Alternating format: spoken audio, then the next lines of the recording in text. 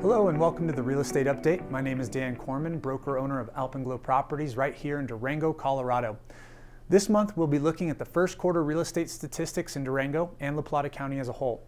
While assessing our current climate, I'll also make some bold predictions about what might come into fruition this summer and beyond. So let's get into it.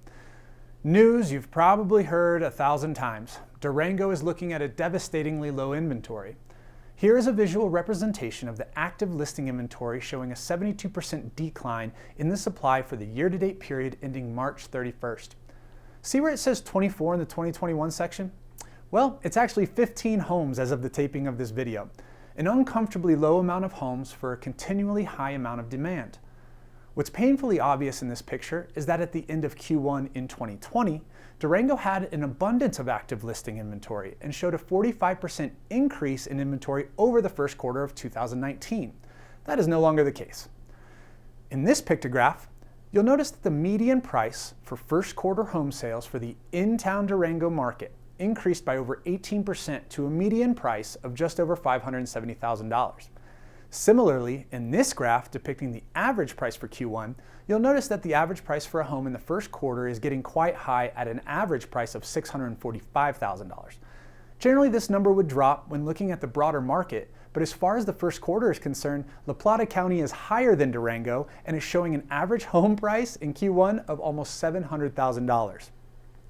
Things are going to get interesting, and probably in the second half of this year, especially if a large percentage of the 1 million homes in forbearance turn into foreclosures. But with money flowing and prices soaring, I really don't foresee Durango getting a bump in inventory from foreclosures like some of the other parts of the country might. By continuing to build in the areas of growth, such as the Florida Corridor, the Edgemont, Ranch, Highlands, Timbers, and Meadows areas, Grandview, 160 East, Twin Buttes, and the 160 West corridors, builders will relieve pressure one home at a time. Many buyers are opting for land, which isn't necessarily going to alleviate pressure if local builders are already tied up with specs, custom homes, and supply chain shortages. I'm hearing most builders right now are 1 to 2 years out for new projects, so buying land with the hopes of building this year is not quite the silver bullet that some would hope it'd be. At the end of the first quarter, we saw new listings in La Plata County down almost 18%, but that's still 200 homes added to the MLS in La Plata County this year, so there's hope. May and June new listing numbers will be telling, and I'm hoping some of the sellers that thought about listing their home last year are now ready to move on with their lives as they had originally planned. If we don't see those sellers surface this summer, then the winter could get even weirder for people. As a single ray of statistical sunshine seen here in December of 2020, more new listings were listed than any other December since 2009. So if that's a sign of things to come, maybe there's hope. But I'm not counting those chickens yet, as March new listings are down over 30% over last year. So come on May, right? It's been a pleasure sharing this first quarter statistics with you and this month's Durango Real Estate Update.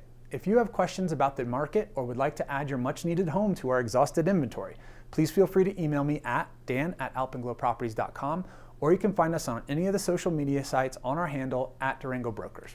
Have a beautiful spring, be safe, and be kind to each other. Thank you.